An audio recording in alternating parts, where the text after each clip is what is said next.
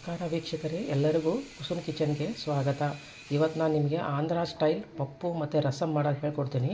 Usually rasam ಅಂದರೆ ನಾವು ಸಪ್ರೇಟಾಗಿ ಮಾಡ್ತೀವಿ, ಬಟ್ ಇದರಲ್ಲಿ ಆಂಧ್ರದಲ್ಲಿ ಏನು ಮಾಡ್ತಾರಂದರೆ ಅದನ್ನೆಲ್ಲ ಸೊಪ್ಪಿಗೆ ಹಾಕಿ ಕುದಿಸ್ಕೊಂಡಿರೋ ಬೇಳೆಯಲ್ಲಿ ಕಟ್ಟು ತೆಗೆದು ರಸಮ್ ಮಾಡ್ತಾರೆ. ಇದು ಹೇಗೆ ಮಾಡೋದು ಅಂತ ಹೇಳ್ತಾ ಇದ್ದೀನಿ. ಈಗ ನಾನು ಒಂದು ಚಿಕ್ಕ ಗ್ಲಾಸ್ಲೇ ಇದು ತೊಗೊಂಡಿದ್ದೀನಿ, ಬೇಳೆ ತೊಗೊಂಡಿದ್ದೀನಿ. ಇದು ಒಂದು 4 ಜನಕ್ಕಾಗುತ್ತೆ. ನೀಟಾಗಿ ವಾಶ್ ಮಾಡ್ಕೊಂಡಿದ್ದೀನಿ. ವಾಶ್ ಮಾಡ್ಕೊಂಡ್ಮೇಲೆ ಇದಕ್ಕೆ ನಾನು ನೀರು ಹಾಕ್ತಾಯಿದ್ದೀನಿ. ಸ್ವಲ್ಪ ನೀರು ಜಾಸ್ತಿ ಹಾಕಿ, ಯಾಕಂದರೆ ನಾವು ಇದರಿಂದಲೇ ನಾವು ರಸಮ್ ಮಾಡ್ತೀವಲ್ವ, ಇದಕ್ಕೆ ಸ್ವಲ್ಪ ನೀರು ಜಾಸ್ತಿ ಹಾಕ್ಕೋಬೇಕು.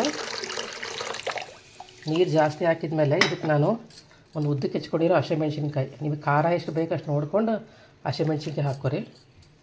ಹಸಿಮೆಣ್ಸಿನ್ಕಾಯಿ, ಒಂದು ಈರುಳ್ಳಿ, ಚಿಕ್ಕದಾದ ಈರುಳ್ಳಿ ನೋಡಿ, ಚಿಕ್ಕದಾಗಿ ಸ್ವಲ್ಪ ದಪ್ಪ ಹೆಚ್ಕೊಂಡಿರೋ ಈರುಳ್ಳಿ, ಮತ್ತು ಒಂದೆರಡು ಟೊಮೊಟೊ ದಪ್ಪದಾಗಿ ಹೆಚ್ಕೊಂಡಿದ್ದೀನಿ, ಅದನ್ನು ಹಾಕ್ತಾಯಿದ್ದೀನಿ.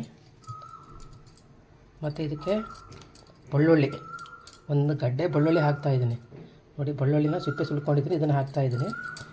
ಮತ್ತು ಇದಕ್ಕೆ ಮೇನ್ ಅಂದರೆ ಪಾಲಕ್ ಸೊಪ್ಪು, ಮೆಂತ್ಯ ಸೊಪ್ಪು. ನಾನು ಒಂದು ಕಟ್ಟು ಪಾಲಕ್ ತೊಗೊಂಡಿದ್ದೀನಿ. ಇದು ಪಾಲಕ್ನ ನೀಟಾಗಿ ವಾಶ್ ಮಾಡಿ ಕಟ್ ಮಾಡ್ಕೊಂಡಿದ್ದೀನಿ, ಇದನ್ನು ಹಾಕೋದು. ಯೂಶ್ವಲಿ ಆಂಧ್ರದಲ್ಲೆಲ್ಲ ಪಪ್ಪು ಮಾಡಿದರೆ ಏನು ಮಾಡ್ತಾರೆ, ಹುಣಸೆ ಹುಳಿ ಕೂಡ ಅದರಲ್ಲೇ ಹಾಕ್ಬಿಡ್ತಾರೆ. ಬಟ್ ನಾನು ಹಂಗೆ ಹಾಕೋಲ್ಲ, ಯಾಕಂದರೆ ಒಂದು ಸರಿ ಬೇಳೆ ಸರಿಯಾಗಿ ಬೆನೆಯಲ್ಲ ಅಂತ ನಾನು ಆಮೇಲೆ ಹಾಕ್ತೀನಿ. ಈಗ ಪಾಲಕ್ ಸೊಪ್ಪು ಹಾಕಿದ್ದೀನಿ, ಅದ್ರ ಜೊತೆಗೆ ಒಂದು ಅರ್ಧ ಕಟ್ಟು ಮೆಂತ್ಯ ಸೊಪ್ಪು, ಅದನ್ನು ನೀಟಾಗಿ ವಾಶ್ ಮಾಡ್ಕೊಂಡಿದ್ದೀನಿ, ಇದನ್ನು ಹಾಕ್ತಾಯಿದ್ದೀನಿ. ಸ್ವಲ್ಪ ನೀವು ಪಪ್ಪು ರಸಮ್ ಮಾಡೋದಾಗಿಂದ ಸ್ವಲ್ಪ ನೀರು ಜಾಸ್ತಿ ಹಾಕಿ, ಇದಕ್ಕೆ ನೀರು ಜಾಸ್ತಿ ಹಾಕಿದ ಮೇಲೆ ಅದು ರಸ ಕಟ್ ತಗೋಬೋದು ನಾವು ನೋಡಿ. ಎಲ್ಲ ಇಂಗ್ರೀಡಿಯೆಂಟ್ಸ್ ಹಾಕಿದ ಮೇಲೆ ಇದಕ್ಕೆ ನಾನು ಒಂದು ಸ್ವಲ್ಪ ಅರಿಶಿಣ ಪುಡಿ ಮತ್ತು ಒಂದು ಸ್ವಲ್ಪ ಜೀರಿಗೆ ಹಾಕಿ,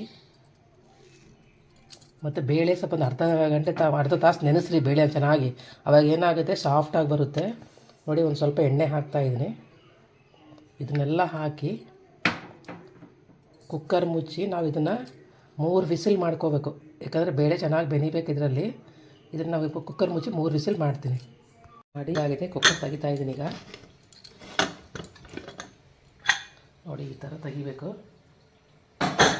ತೆಗೆದ್ಮೇಲೆ ನಾವು ಇದ್ರ ಕಟ್ಟಿರುತ್ತಲ್ವ, ಅದು ತಗೊಂಬಿಡೋಣ. ಮೊದಲೇ ಮಿಕ್ಸ್ ಮಾಡೋಕ್ಕೆ ಹೋಗಬೇಡಿ, ಕಟ್ ತಗೊಂಬಿಡಿ ನೋಡಿ. ಈ ರೀತಿಯಾಗಿ ಕಟ್ ತಗೊಂಬಿಡಿ ಎಲ್ಲ ನೋಡಿ. ಈ ರೀತಿ ಕಟ್ ತಗೊಂಡ್ರೆ ಏನಾಗುತ್ತೆ, ನಿಮಗೆ ರಸಮ್ಗೆ ಕಟ್ ಸಿಗುತ್ತೆ ಮತ್ತು ನೀವು ಪಪ್ಪಾಗುತ್ತೆ ಇಲ್ಲಿ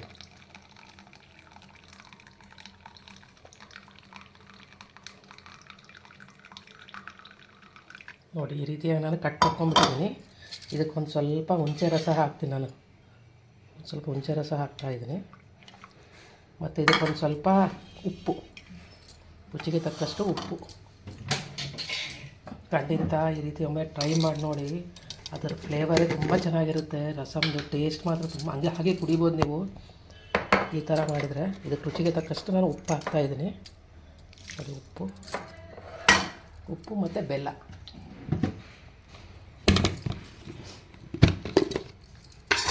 ನೋಡಿ. ಬೆಲ್ಲ ಹಾಕ್ತಾಯಿದ್ದೀನಿ. ನೀವು ಬೆಲ್ಲ ಬೇಡ ಅಂತ ಸ್ಕಿಪ್ ಮಾಡ್ಕೋಬೋದು, ಬಟ್ ಟೇಸ್ಟ್ ಬೇಕಂದರೆ ಸ್ವಲ್ಪ ಬೆಲ್ಲ ಹಾಕಬೇಕಾಗತ್ತೆ. ಬೆಲ್ಲ ಹಾಕಿದ್ದೀನಿ.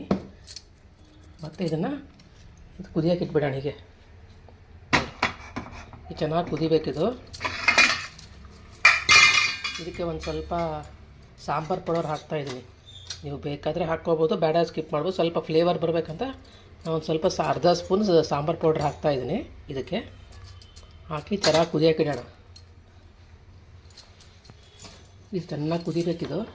ಇದಕ್ಕೆ ನಾವು ಮತ್ತೆ ಖಾರ ಪುಡಿ, ಮೆಣಸಿನ್ಕಾಯಿ ಹಾಕೋದು ಬೇಡ, ಯಾಕಂದರೆ ಕಟ್ ತೆಗ್ದಿದ್ದೀವಲ್ಲ ಅದರಲ್ಲೇ ಖಾರ ಎಲ್ಲ ಇರುತ್ತೆ. ಚೆನ್ನಾಗಿ ಕುದೀಲಿ. ಈಗ ನೋಡಿ, ಕಟ್ಟು ತೆಗೆದ್ಮೇಲೆ ಇದು ಗಟ್ಟಿ ಪಪ್ಪು ಉಳಿತದೆ ನೋಡಿ. ಟೊಮೊಟೊ, ಹಸಿಮೆಣ್ಸಿನ್ಕಾಯಿ ಎಲ್ಲನೂ ಇರುತ್ತೆ ಇದು. ಇದಕ್ಕೆ ನಾವು ರುಚಿಗೆ ತಕ್ಕಷ್ಟು ಉಪ್ಪು ಹಾಕೋಣ. ಇದು ಪಪ್ಪು ಆಗುತ್ತೆ, ಅದು ರಸಮ್ ಆಗುತ್ತೆ ನೋಡಿ. ಇಲ್ಲಿ ನಾನು ರುಚಿ ತಕ್ಕಷ್ಟು ಉಪ್ಪು ಹಾಕ್ತಾಯಿದ್ದೀನಿ. ಇದಕ್ಕೆ ಸ್ವಲ್ಪ ಬೆಲ್ಲ ಹಾಕ್ತಾಯಿದ್ದೀನಿ, ಬೆಲ್ಲ ಮತ್ತು ಒಂದು ಸ್ವಲ್ಪ ಹುಣಸೆ ರಸ ಹಾಕಿ ಚೆನ್ನಾಗಿ ಇದನ್ನು ಮ್ಯಾಶ್ ಮಾಡ್ಕೊಂಬಿಡೋಣ. ನೈಸಾಗಿ ಇದೊಂಥರ ಪೇಸ್ಟ್ ಥರ ಆಗಬೇಕೀಗ ನೋಡಿ. ನಾನೆಲ್ಲ ಚೆನ್ನಾಗಿ ಮ್ಯಾಶ್ ಮಾಡ್ಕೊಂಬಿಟ್ಟಿದ್ದೀನಿ ಪಪ್ಪಿಗೆ. ಈಗ ನಾವು ಸಾಂಬಾರು ಪುಡಿ ಏನೂ ಹಾಕೋಂಗಿಲ್ಲ, ಬರೀ ಉಪ್ಪು, ಬೆಲ್ಲ, ಹುಣಸೆ ಹಣ್ಣು ಅಷ್ಟೇ. ಈಗ ರೆಡಿ ಆಗಿದೆ. ಒಂದು ಒಗ್ಗರಣೆ ಕೊಡೋಣ ನಾವು ನೋಡಿ. ಒಂದು ಪಾತ್ರೆ ತೊಗೊಂಡಿದ್ದೀನಿ, ಒಂದು 2 ಸ್ಪೂನ್ ಎಣ್ಣೆ ಹಾಕ್ಕೊಂಡು, ಸ್ವಲ್ಪ ಎಣ್ಣೆ ಜಾಸ್ತಿ ಇರಲಿ, ಇದಕ್ಕೆ ರಸಮ್ಗೂ ಒಗ್ಗರಣೆ ಇದೇನೆ, ಪಪ್ಪುಗೂ ಒಗ್ಗರಣೆ ಇದೇನೆ ನೋಡಿ. ಎಣ್ಣೆ 2 ಸ್ಪೂನ್ ಹಾಕ್ಕೊಂಡಿದ್ದೀನಿ ನಾನು.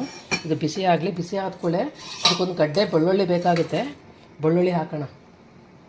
ಖಂಡಿತ ಟ್ರೈ ಮಾಡಿ, ತುಂಬಾ ರುಚಿಯಾಗಿರುತ್ತೆ. ನೀವು ಪಪ್ಪನ್ನು ಬೇಕಾದ್ರೆ ಚಪಾತಿಗೂ ಹಚ್ಕೊಂಡು ತಿನ್ಬೋದು. ಈಗ ಎಣ್ಣೆ ಕಾಯ್ತಾ ಇರುವಾಗ ನಾನು ಒಂದು ಗಡ್ಡೆ ಬೆಳ್ಳುಳ್ಳಿ ತೊಗೊಂಡಿದ್ದೀನಲ್ಲ, ಅದನ್ನು ನಾನು ಚಿಕ್ಕದಾಗಿ ಕಟ್ ಮಾಡ್ಕೊಂಡಿದ್ದೀನಿ. ನೋಡಿ ಈ ರೀತಿ ಕಟ್ ಮಾಡ್ಕೊಂಡಿದ್ದೀನಿ. ಅದು ಫಸ್ಟ್ ಹಾಕ್ತಾಯಿದ್ದೀನಿ. ಯೂಶ್ವಲಿ ಆಂಧ್ರದಲ್ಲೆಲ್ಲ ಪಪ್ಪು ರಸಮ್ ಅಂದರೆ ಅವ್ರು ಕಟ್ ತೆಗೆದೇ ಮಾಡ್ತಾರೆ ಯಾವಾಗಲೂ. ಅವ್ರು ದಿನ ಬೇಕಾಗುತ್ತೆ ಅವರಿಗೆ ರಸಮ್ ಪಪ್ಪು. ನೋಡಿ ಇದನ್ನು ನಾನು ಬೆಳ್ಳುಳ್ಳಿ ಹಾಕಿದ್ದೀನಿ ಈಗ. ನೋಡಿ ಬೆಳ್ಳುಳ್ಳಿ ಸ್ವಲ್ಪ ಫ್ರೈ ಆಗಲಿ. ಒಂದು 2 ನಿಮಿಷ ಬೆಳ್ಳುಳ್ಳಿ ಹಸಿ ವಾಸನೆ ಹೋಗೋ ತನಕ ಲೋ ಫ್ಲೇಮಲ್ಲಿ ಬೆಂಚ್ಕೊಂಡ್ಮೇಲೆ ಇದಕ್ಕೆ ನಾವು ಸ್ವಲ್ಪ ಸಾಸಿವೆ ಹಾಕ್ತಾಯಿದ್ದೀನಿ. ನೋಡಿ ಸಾಸಿವೆ ಆದಮೇಲೆ ಇದು ಕರಿಬೇವು ಹಾಕೋಣ ನಾವು.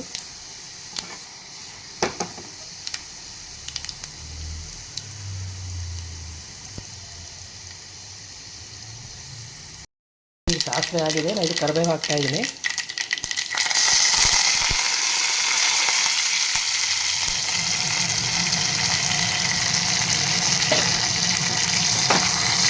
ಕರಿಬೇವು ಒಂದು ಸ್ವಲ್ಪ ಆದಮೇಲೆ ಇದು ಲೋ ಫ್ಲೇಮ್ ಮಾಡಿಕೊಂಡು ಇದೇ ಒಗ್ಗರಣೆನೇ ರಸಮ್ಗೆ ಹಾಕೋದು. ನೋಡಿ ರಸಮ್ ಇಲ್ಲಿ ಕುದಿತಾ ಇದೆ ಚೆನ್ನಾಗಿ. ಇದಕ್ಕೆ ನಾನು ಇದು ಅರ್ಧ ಒಗ್ಗರಣೆ ಇದಕ್ಕೆ ಹಾಕ್ತಾಯಿದ್ದೀನಿ. ನಾವು ಉಳಿಸಿದ್ದು ಪಪ್ಪಿಗೆ.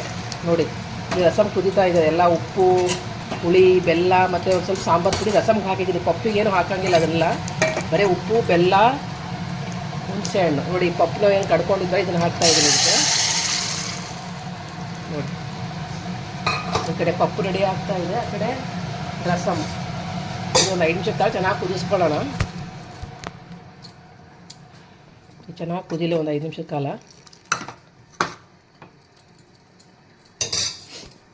ಪಪ್ಪು ಚೆನ್ನಾಗಿ ಕುದಿತಾ ಇದೆ. ಇದು ನೋಡಿ ಈ ಥರ ಗಟ್ಟಿ ಆಗಿದೆ ಪಪ್ಪು. ನಾನು ಚಿಕ್ಕ ಗ್ಲಾಸ್ ಅಳತೆಯಲ್ಲಿ ಹೇಳಿದ್ನಲ್ಲ, ಅದೇ ಗ್ಲಾಸಲ್ಲೇ ಮಾಡ್ಕೊರಿ.